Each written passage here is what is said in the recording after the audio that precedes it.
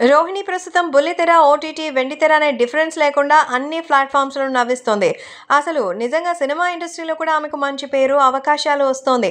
పాత్ర ఏదైనా సరే కడుపుబ్బా నవ్వించడం రోహిణి టాలెంట్ అని చెప్పొచ్చు.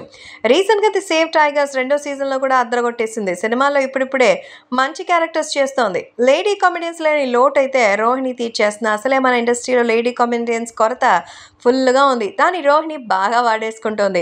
ఎప్పుడూ కాంట్రోవర్సీ‌లకి దూరంగా ఉంటది. ఈ మధ్య రేవ్ పార్టీ కేసులో హేమ దొరికిపోవడం, మీడియాతో మాట్లాడిన మాటలు వైరల్ అవ్వడంతో బర్త్‌డే పార్టీ అని బుకాయించడం ఆమె చేసినటువంటి అసలు తప్పు. అలానే రోహిణి తన సినిమా ప్రమోషన్స్ కోసం ఒక ప్రాంక్ వీడియోని కూడా ప్లాన్ చేసింది. అది ప్రమోషనల్ స్టంట్ అని చూస్తే తెలుస్తుంది. అయితే దాని మీద కూడా యూట్యూబ్‌లో పెద్ద పంచాయతీ పెట్టారు. ఒక సీనియర్ జర్నలిస్ట్ అని చెప్పుకునే వ్యక్తి యూట్యూబ్ ఛానెల్‌లో పిచ్చి పిచ్చిగా వాగేశాడట.